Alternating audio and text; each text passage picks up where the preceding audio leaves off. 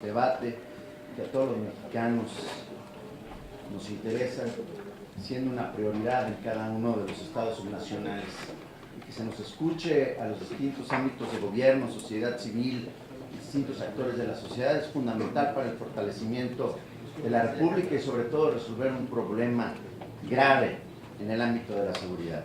Por ello, acudo a esta alta tribuna con la convicción de que mi voz no tiene más motivo que exponer la visión de una entidad que durante los últimos 5 años ha hecho frente a la que sin duda es la principal problemática de nuestro tiempo: el crimen organizado.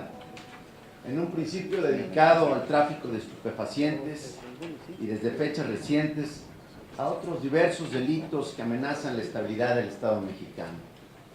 Sabemos lo que es enfrentar este lastre de forma, digamos, aislada, con la mera fuerza estatal, y lo que es hacerlo con el apoyo de nuestras Fuerzas Armadas.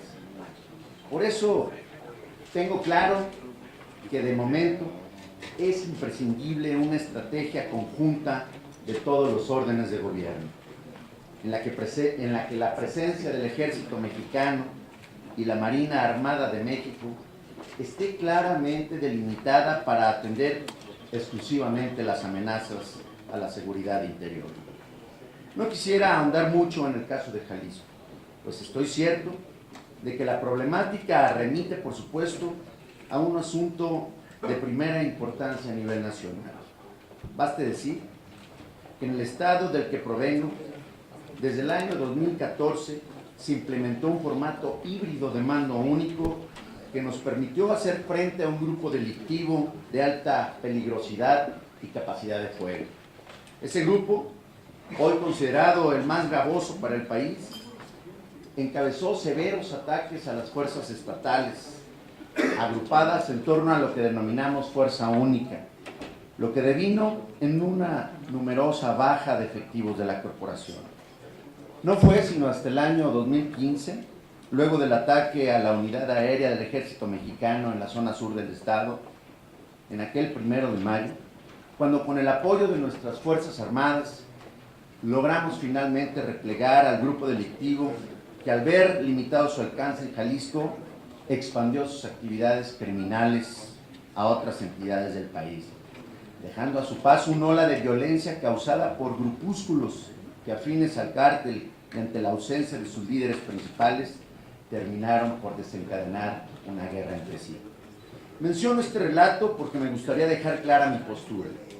Como gobernador de una de las entidades preponderante en número, dinámica económica, desarrollo tecnológico, actividad turística, tradición y cultura del país, en el sentido de que es absolutamente necesaria e inaplazable la aprobación de una ley que permita a las Fuerzas Armadas seguir colaborando con las entidades federativas, en un marco en el que tanto la sociedad como militares tengan derechas sobre sus derechos, facultades, limitaciones y alcances. Es preciso señalar que bajo las circunstancias en las que estamos actualmente, la presencia de las Fuerzas Armadas en las entidades federativas será en el marco de un vacío legal. Este vacío no tiene más que generar incertidumbre. A los gobiernos estatales les da la opción de evadir su responsabilidad de brindar seguridad con sus fuerzas civiles.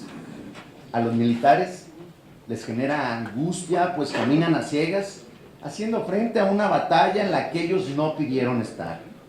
Mientras que a la sociedad tampoco le brindan certeza respecto a quienes están al mando y asumen la responsabilidad de su seguridad.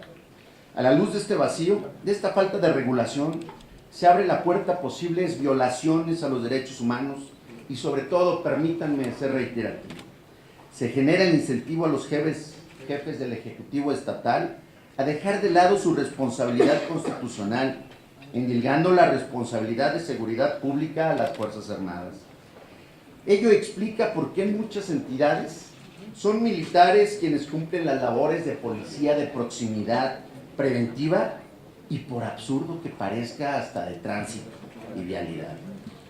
Y es que en el marco de este debate debe de quedar absolutamente precisado que ninguna ley puede eximir a los ejecutivos locales de lo que es y seguirá siendo nuestra responsabilidad: garantizar la seguridad de nuestras entidades a partir de la depuración constante y permanente de nuestras fuerzas de seguridad civil.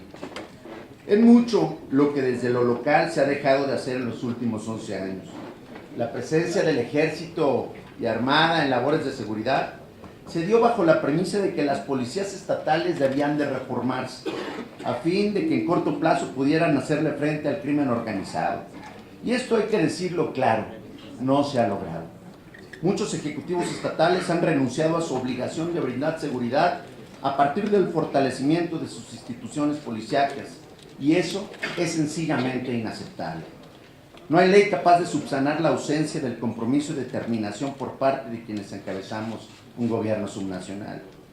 Lo primero que tendría que establecer antes de entrar de lleno en el debate del proyecto de ley que se encuentra aquí en el Senado de la República es la necesidad de que los gobiernos estatales cumplamos con lo que marca la norma y establezcamos tiempos precisos para llevar a la conclusión la depuración de las corporaciones locales y así asumir cabalmente y en corto plazo la responsabilidad de la seguridad pública en nuestras entidades.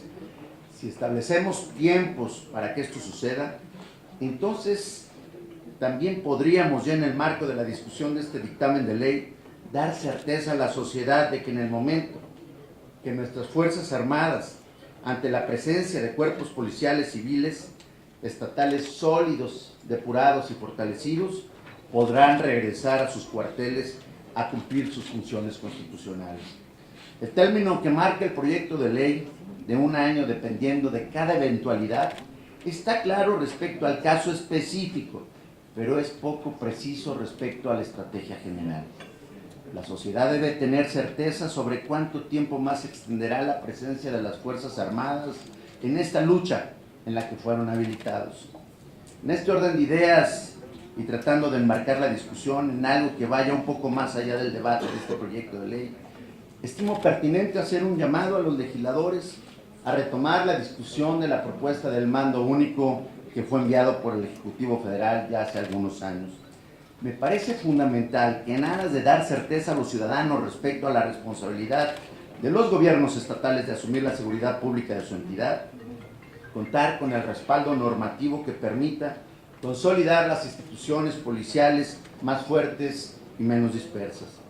Aparejado de esto y retomando la línea preventiva que por nada debe de ausentarse en la discusión de una estrategia integral, estimo conveniente alzar la voz para que luego de desahogada la discusión respecto a la Ley de Seguridad Interior, dé inicio el necesario debate a la legalización de algunas sustancias. Es imprescindible para llevar a cabo este debate sin tabúes respecto a la necesidad de atacar lo que es principal remanente de la problemática que enfrentamos. Lo he dicho en otros espacios, hoy me permito reiterarlo. Lo que mata a nuestros jóvenes no es la violencia, lo que mata a nuestros jóvenes es la violencia que subyace al trasiego ilegal, no el consumo. Si queremos darle integralidad a nuestro accionar, es obligatorio abrir el debate. Criminalizar a las personas, buena parte de estas jóvenes, por una adicción, no es la ruta, y 11 años lo constatan. Por último, no puedo dejar de referirme a los apuntes que han hecho diversos representantes de la sociedad civil y organismos autónomos respecto al debate que hoy nos convoca. Estimo necesario despejar cada una de sus preocupaciones, porque estas decisiones deben de contar no solamente con la participación activa de la sociedad civil, sino con la evidencia de que sus postulados no nada más son escuchados, sino que permiten en los hechos modificar, rectificar y mejorar la labor de los poderes constituidos en el caso del Poder Ejecutivo, del Poder Legislativo Federal. Hay inquietudes como el artículo 9 del dictamen de esta ley respecto al cual advierte que dicha disposición es contraria al principio de máxima publicidad, lo que restringirá el derecho que tiene la ciudadanía de saber sobre los asuntos públicos.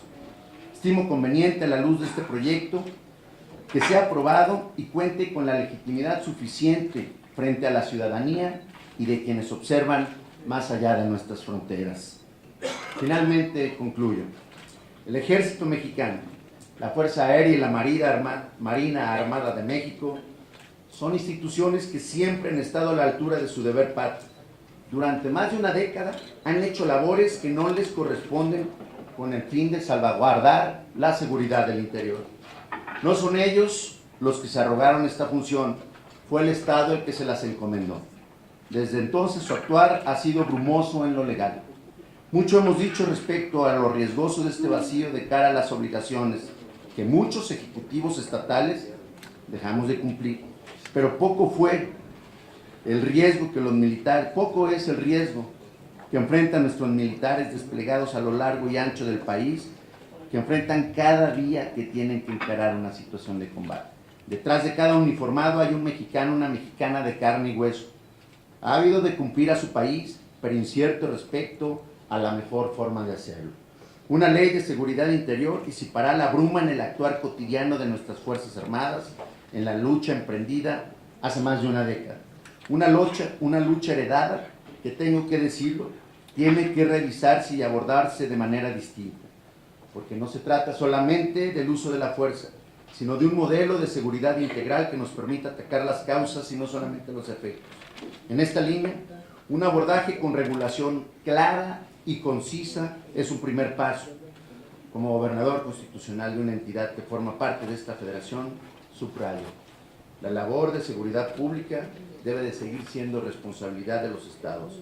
La ley de seguridad interior tiene que ser una nueva, y acaso la última oportunidad de trabajar a fondo con las policías estatales para depurarlas, renovarlas y ponerlas en marcha. Más allá de salvaguardar la inversión en seguridad pública estatal que establece el dictamen de ley, el marco normativo debe poner énfasis en que el incentivo no sea la presencia indefinida de las Fuerzas Armadas en las entidades, sino la impostergable labor de los ejecutivos locales. La presencia de militares en muchas entidades del país, en todas las entidades, para ser más preciso, es necesaria y además bien valorada. Pero también es cierto, y lo digo no solamente como gobernador, sino como habitante de la segunda urbe más importante del país, que la presencia de las Fuerzas Armadas en las zonas urbanas genera un efecto contrario. No el de seguridad, sino el de preocupación y zozobra. Esto, por supuesto, no es atribuible a la valerosa labor de nuestros militares, sino, repito, a la ausencia de policías estatales civiles que den certeza plena de seguridad a su población. Hoy, precisamente hoy, se cumplen 11 años de que se anunciara el operativo conjunto Michoacán, que marcó el inicio de la llamada guerra contra el narcotráfico. Puede ser también hoy el día en que esa ruta eminentemente y absurdamente bélica tome otro cauce por beneficio de las mexicanas y los mexicanos. Muchas gracias, gobernador.